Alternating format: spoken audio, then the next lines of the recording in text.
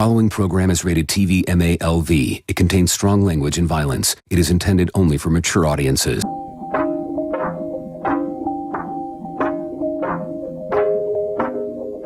Investigators, there's always going to be certain cases that you remember forever. And, the Sherrice Iverson case was definitely one of those.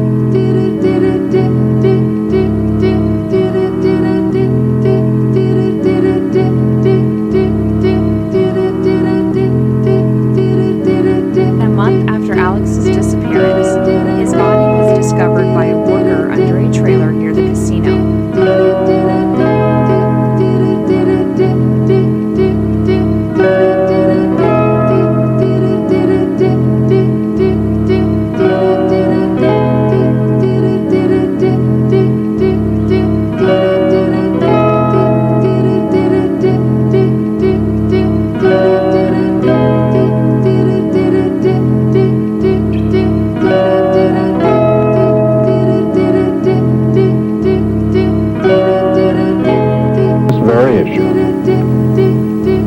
She's an angel in the hearts of those who knew her. Now, 2 years after her murder, Sherrice Iverson is the symbol of a movement that would punish people like David Cash. Cash is a friend of Jeremy Stillmeyer.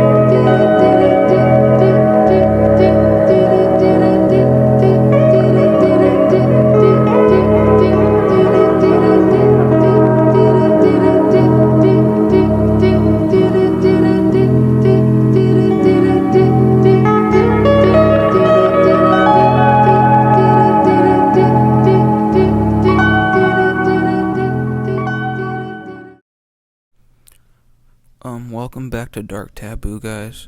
This is episode 9, the Primm Valley Child Murders, the case of Sherrice Iverson and Alexander Harris.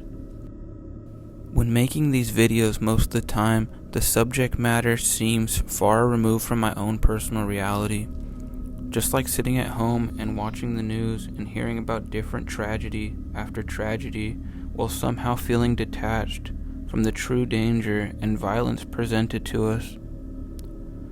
But when a story resonates with you personally, having been in the exact same shoes as those involved and being able to feel the weight and danger that they must have felt in their last and final moments, it all becomes too real, too visceral, too tragic, even while being behind the screen, just investigating.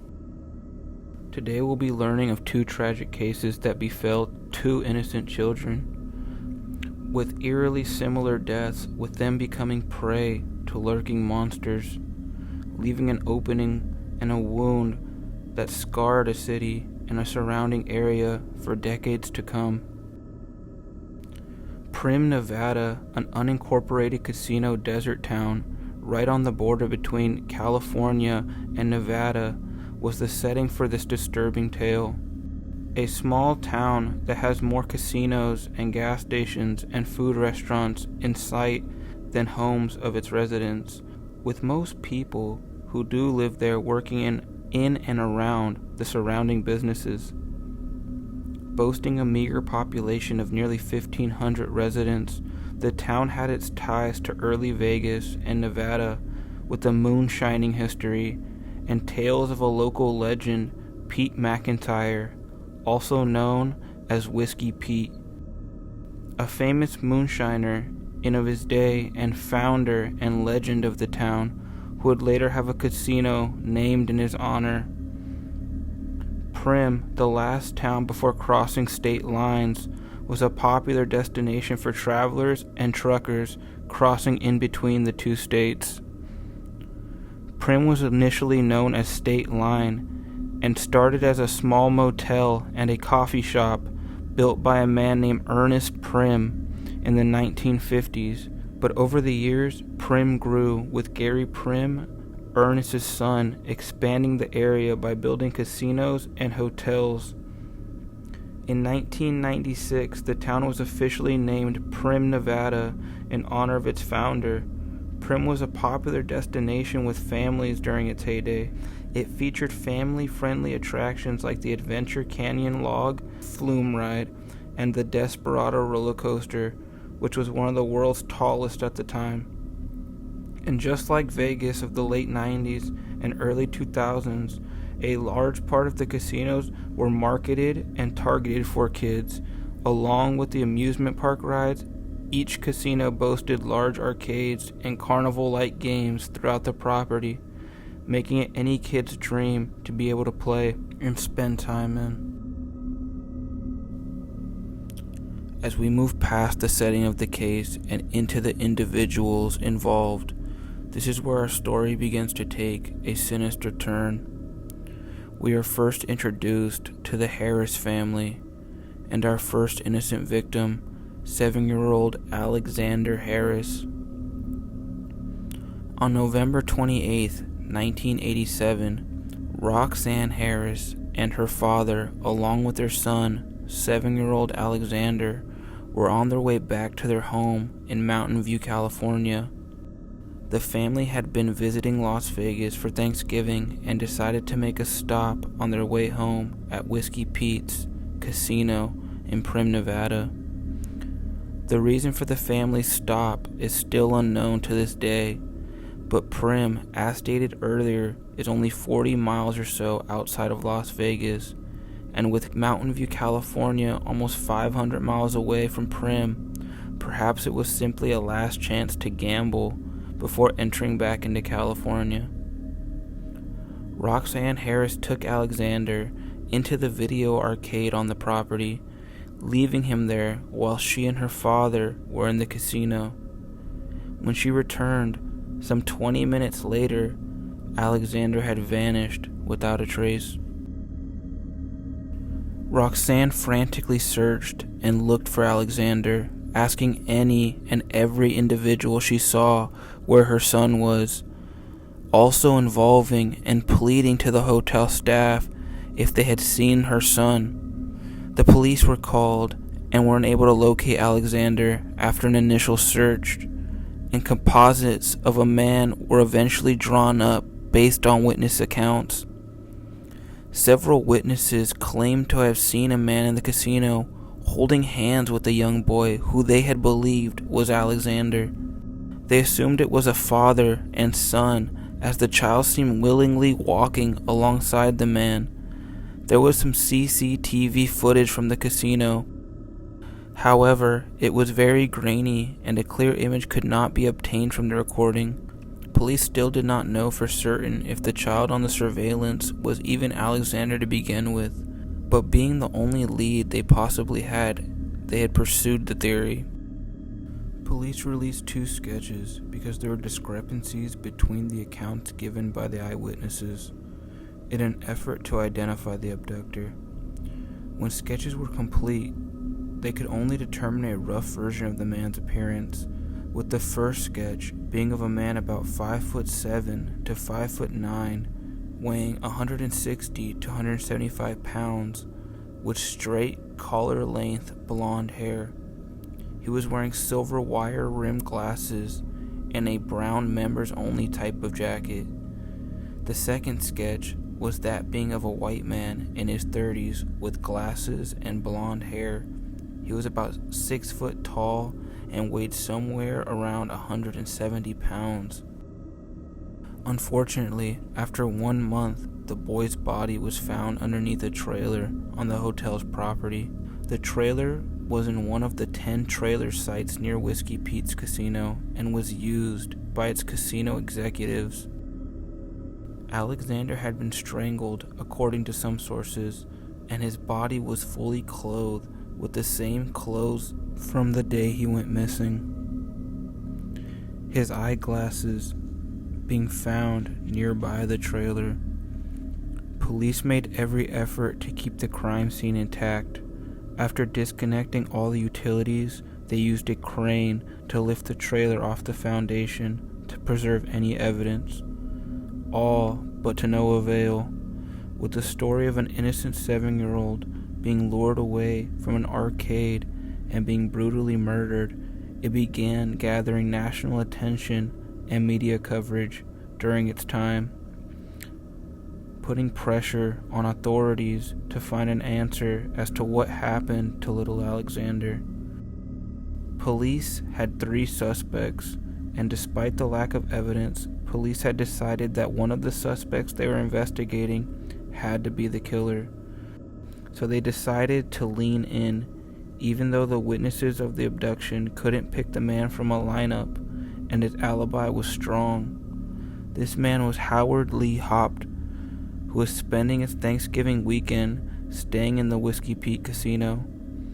He was attending a land sailing tournament in the nearby desert and was a computer programmer from San Diego who had no previous criminal record.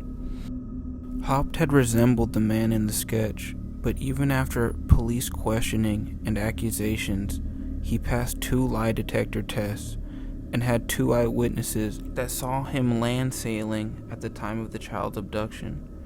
Nonetheless, in February of 1988, after mounting pressure from local authorities searching for answers and justice, Haupt was arrested and charged with kidnapping and first-degree murder in the case of Alexander Harris.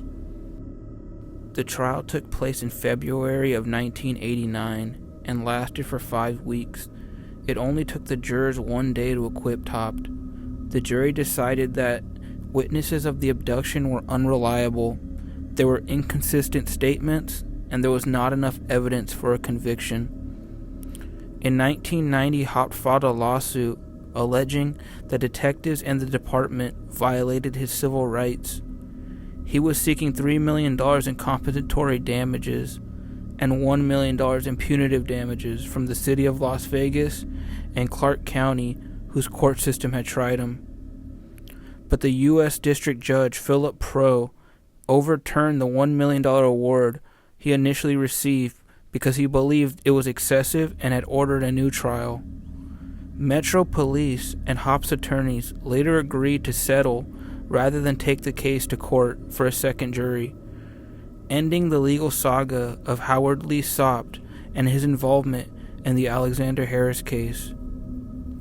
And even after all these years and court cases, authorities were still no closer to finding those responsible for the killing of Alexander. And that's how this chilling case remains to this day, with it still being an open cold case in Primm, Nevada, and Clark County, Las Vegas. Unsolved, leaving an open wound for the Harris family and a scar on the state-line city of Primm, Nevada. In some sort of eerie link or premonition, a case would unfold nearly 10 years later with disturbingly similar-like details to those that had befallen Alexander, in some sort of sick history repeating itself again in the same location. Her name was Sherrice Iverson, and she was 7 years old, just like Alexander, when she was lured away from an arcade and into a Primm Valley casino restroom nearly 20 years ago from this day, where she was forced into the largest stall. The little girl was sexually assaulted and slowly strangled before her killer had snapped her neck. In the early hours of May 25th, 1997, Sherrice Iverson was visiting the Prima Donna Casino, now called the Primm Valley Resort and Casino, in Primm, Nevada, with her father, Leroy Iverson, and her 14-year-old brother, Harold. Her father was drinking and gambling in the casino. Unwilling to watch his daughter, he left her in the care of her brother, Harold. Casino security returned Sherrice to her father several times throughout the night, as they had found her running and unsupervised along the casino floor. A casino is no place for a child. However, the casino prioritized taking Leroy's money rather than asking him to leave with his two children, and Leroy had no interest or intention in watching his children or leaving the casino that night.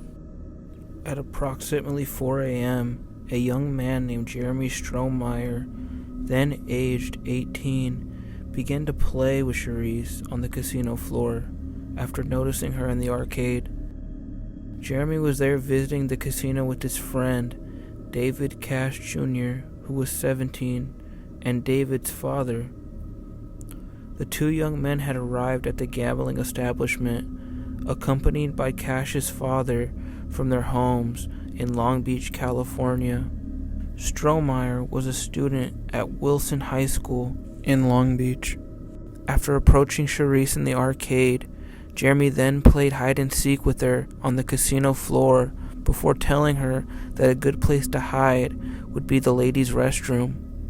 When Sherrice entered the restroom, she was followed shortly by Jeremy Strohmeyer. While inside, the two began throwing wet paper wads at one another.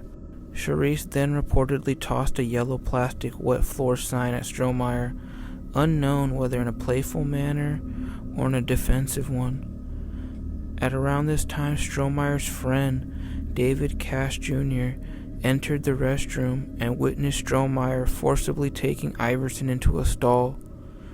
When Cash Jr. looked inside from the adjacent stall, he saw Strohmeyer holding his left hand over the girl's mouth and fondling her with his right. After this, Cash left the restroom and was followed 20 minutes later by Strohmeyer, who confessed to him that he had just killed the girl.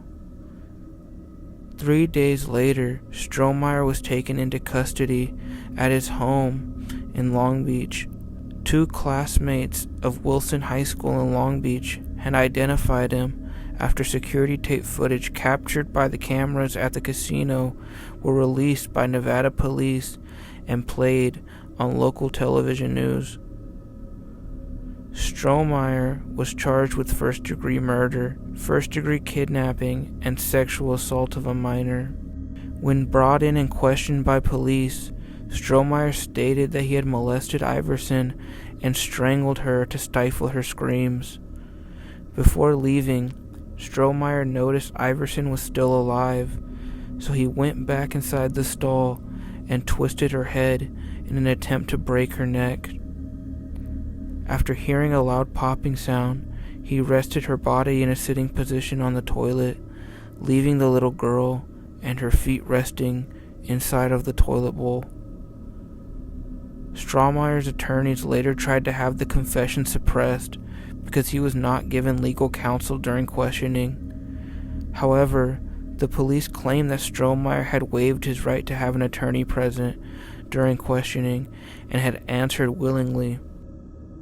Strohmeyer's defense attorney was Leslie Abramson, who represented many high-profile clients, including the Menendez brothers. Strohmeyer claimed he was high on alcohol and drugs at the time and did not remember committing the crimes.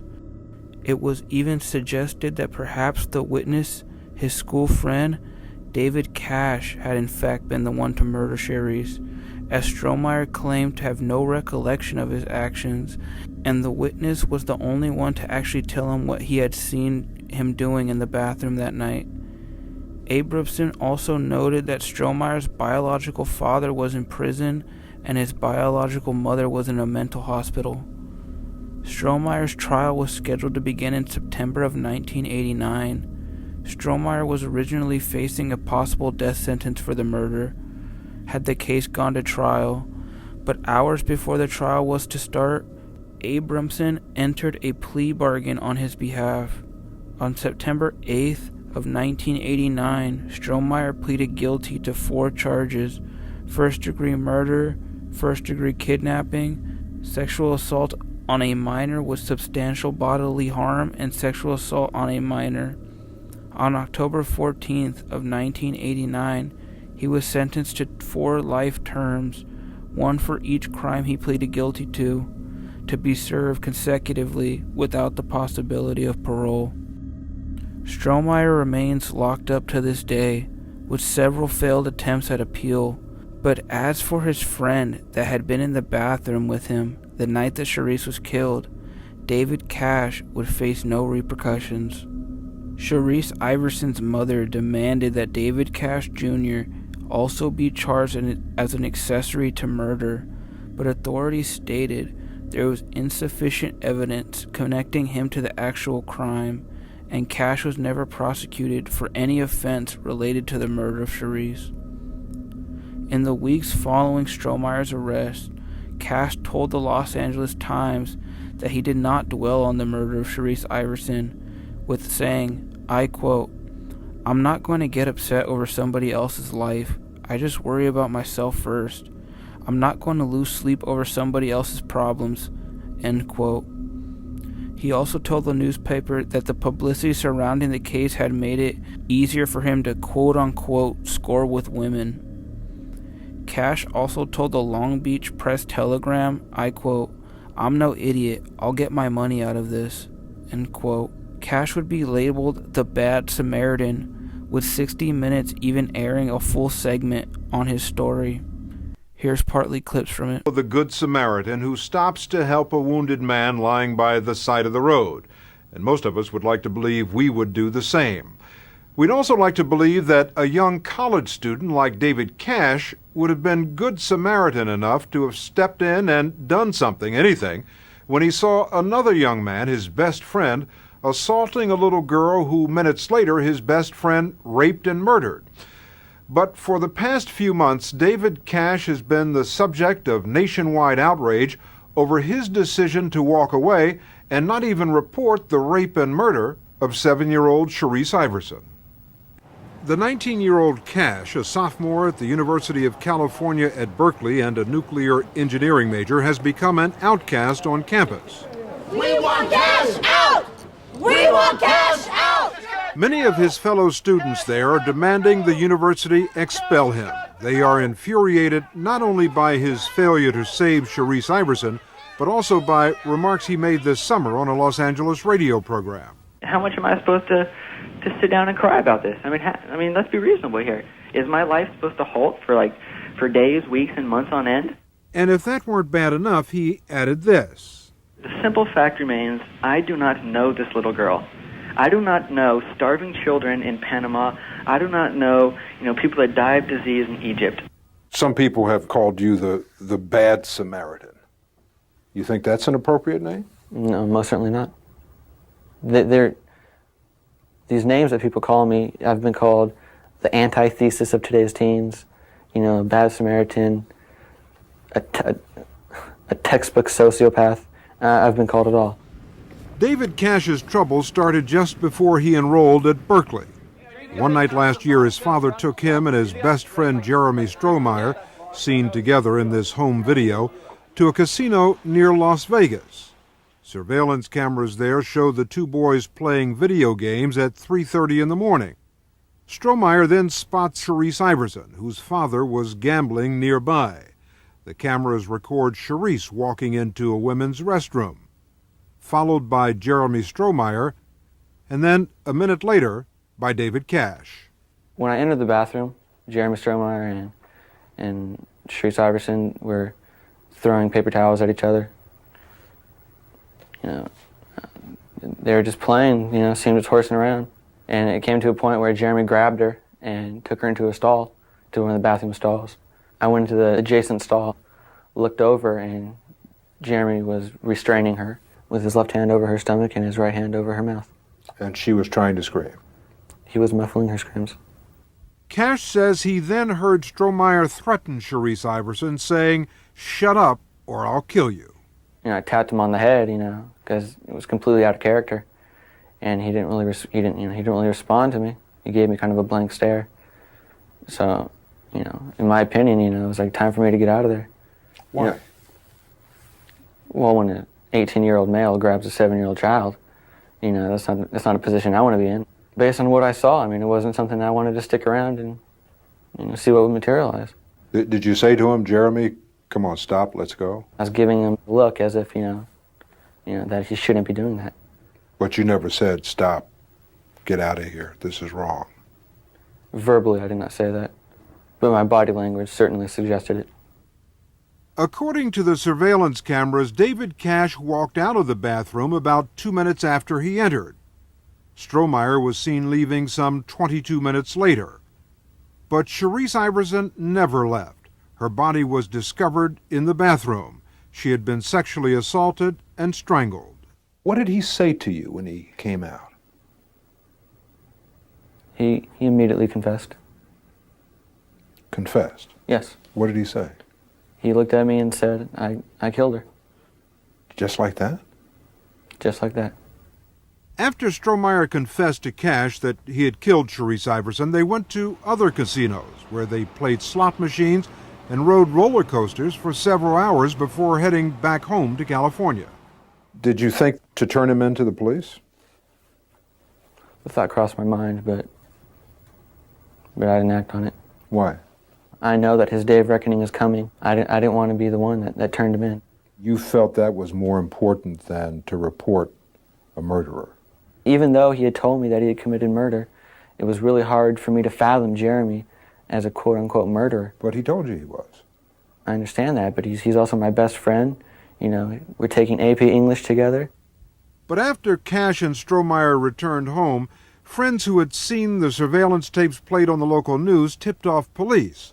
Strohmeyer was charged with murder, and 3 weeks ago, to avoid the death penalty, he pled guilty. He is now serving life in prison without parole. But David Cash, who watched as Strohmeyer physically assaulted a little girl just minutes before she was murdered, has not been charged with any crimes. He's evil! He's evil! Yolanda Manuel is Sherrice Iverson's mother. She is estranged from Sherrice's father and was not at the casino with him the night of the murder. She has collected 20,000 signatures urging prosecutors to charge Cash with a crime. He seen Jeremy Strohmeyer put his hands over her mouth and carried her in the bathroom. He seen it. Anytime you stand and you look at something happening to anybody, not only a child, any human being, a dog, a cat, or whatever, you seen that happen. So you a murder within yourself. You still got the blood of my babies on your hand. You think he is an accessory to murder? Yes, he is. I think he should be charged with accessory to the murder of my child because he could have did something to stop it. He didn't do anything. Peggy Lean is the deputy district attorney in Nevada, whose office made the decision not to bring charges against Cash. How would you characterize the conduct of David Cash in this case? Morally reprehensible. And it's unfathomable that someone could see conduct of that nature and not take some form of action. Why then didn't your office charge him with any crime? Moral reprehensibility isn't a crime. You have to participate, do something affirmatively to assist in the commission of a crime.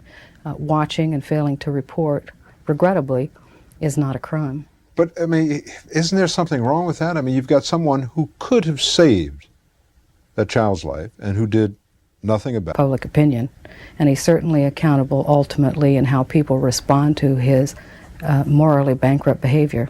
We asked David Cash to explain his behavior to a group of fellow students we assembled on the campus of Berkeley, and he agreed. A lot of people say, how come you didn't stop the murder? How come you stopped the rape? I never felt that anything was going to happen to her. If I thought that that was going to happen, of course I would have stopped it. I don't want this on my conscience that I allowed somebody to die. Is it on your conscience? Not to the extent that yes or no. Is it on your conscience? Not to the extent that most people would want it to be. Yes or no? Not to the extent that most people would want it to be. Okay. I really have a hard time believing that you thought that nothing wrong was going on.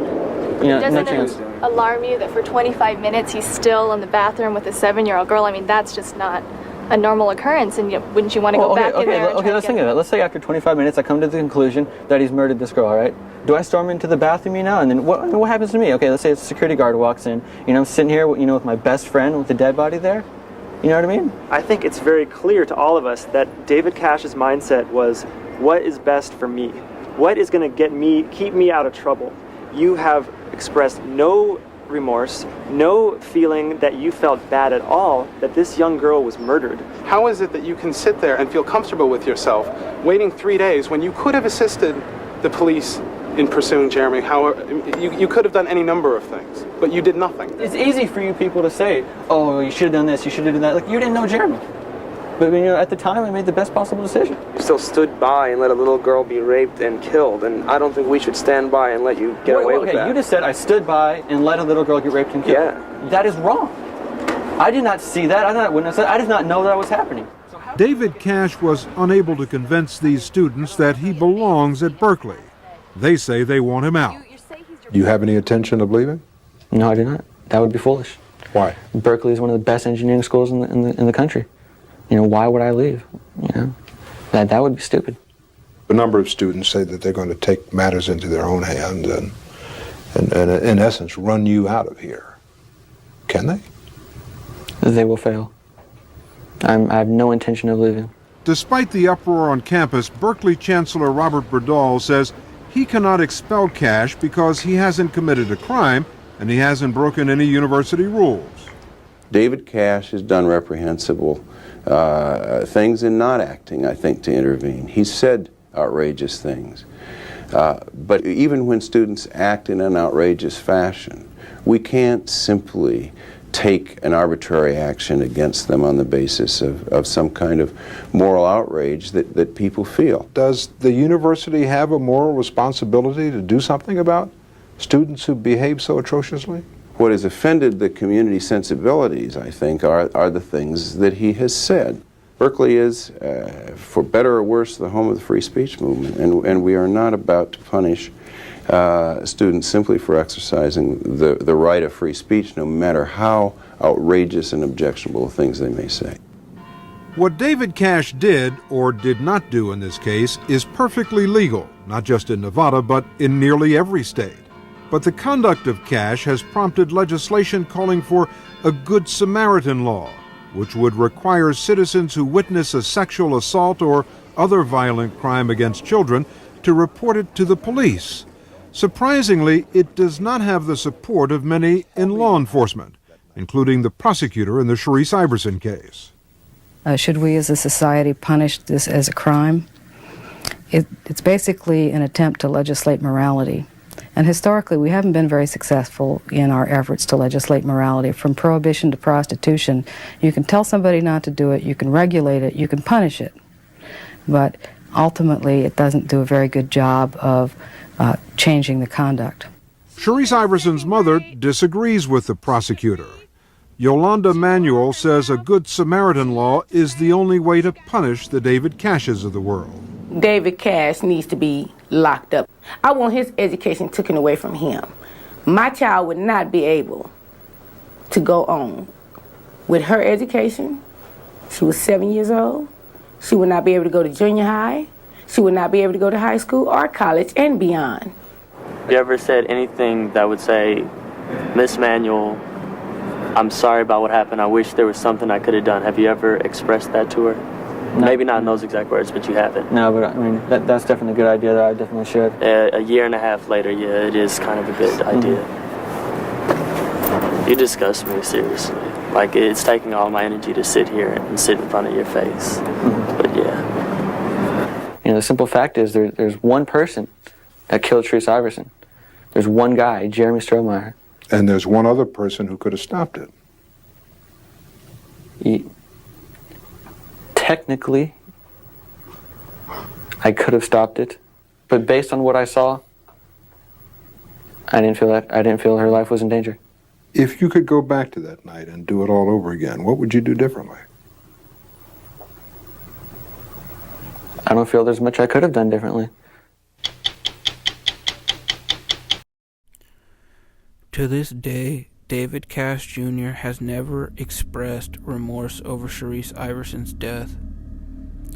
The senseless tragedy would bring about the Sherrice Iverson Bill.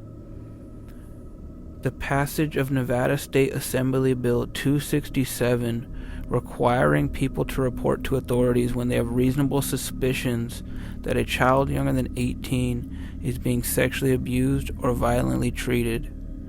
The impetus for the bill stemmed from Cash's inaction during the commission of the crime.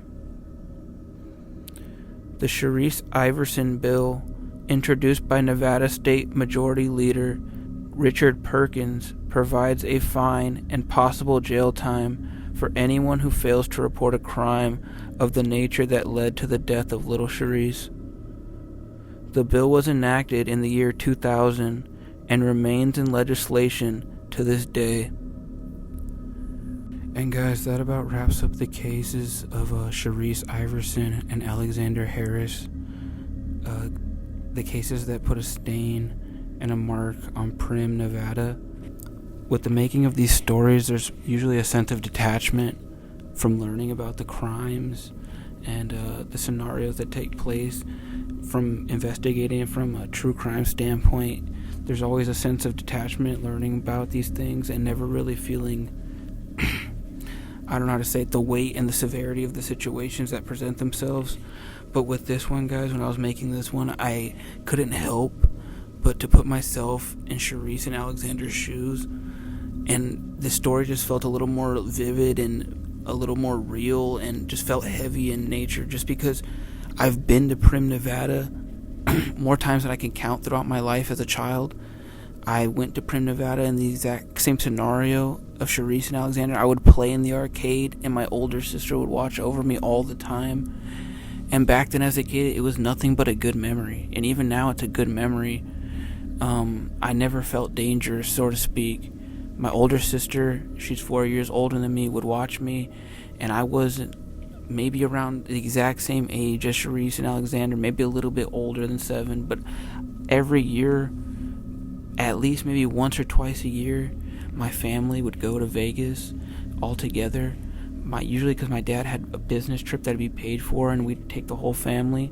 And every time we'd head to Vegas, before we'd enter, driving in from Southern California, every time we'd enter, we'd stop at Primm. Buffalo Bills is like an etched memory in my head in my childhood. I've been on the log flume ride more times than I can count. I remember the smell of the water. I remember shooting the laser gun at the targets. I've been on the Desperado with my sister, my brother-in-law, with my cousins, more times than I can count. I've been to Primm, what was Prima Donna, where Sherrice was. I've stayed there. I've been to Whiskey Pete's where Alexander was. I've been in the arcades. And that's why when I was researching this story and I was learning about it, it hit so much closer to home. I kind of put myself in their shoes, and I felt kind of the weight and how something so innocent could turn so dark so quickly. And looking back as an adult, I could see, even though I was with my sister, how an arcade for a child at a casino, it seems so fun and so innocent, but could easily be a lurking ground for some sort of predator out there, for some sort of darkness out there. And I'm so thankful that I'm able to make it. I was able to make it to my adulthood, to be able to look back on that, and it's still a good memory in my head. But now just looking back, and learning about the stories of Sherrice and Alexander, it just puts a different spin on it. And I was able to put myself in their shoes, if that makes any sense. And I know I'm kind of rambling on, but and I haven't really put ever a closing statement at the end of my videos like this, guys. But this case in particular hit close to home for me. As an adult, and going to Vegas in the 90s, and going to Vegas in the early 2000s as a kid, and being in arcades and having so much fun, and being with my older sister and my parents were away. It just all sounded so similar when I was hearing about them. So again, just remember that this is a real case, guys. A lot of the time in these true crime videos, I feel like the fact that these were real people, this affected real lives, there's real pain, it gets lost. Just because we're behind a screen, we get detached again, like the detachment factor. But just remember, these are real people, guys, so rest in peace to Alexander Harris, and rest in peace to Sherrice Iverson, who never got to live past the age of 7, who never got to see the world past the age of 7. Rest in peace to their spirits out there, and condolences to their families and all that are affected. And if anything, guys, this is a story, one, to be vigilant. Always be vigilant. You can never be vigilant enough. But again, this story shows you how something so innocent could lead to something so tragic. So protect yourself. And again, thank you so much. And official closing statement right here, guys, for this channel. Guys, when I started making these videos, I really anticipated maybe getting 10, 15, 20 subscribers and people that would like the video. But as I've let the time go on, and I've been pretty sporadic in making these videos, I wish I was a little more consistent, which I plan to be. I always say that, but I plan to be. In the hopes of making these future videos, I'm so thankful that I've reached over 170 subscribers. I know that's not a lot. I know there's channels with millions of subscribers, but I never anticipated to get over 100 subscribers with just making these videos. I just did it because I enjoyed making these videos, in the sense that I liked looking into these stories. They're interesting to me. They're interesting looking into them. But again, a shout out to all 170 of you. Hopefully keep growing, continuing. It's exceeded my expectation. So that's it. No more rambling, guys. Thank you so much. Be safe and have a good one. Thank you.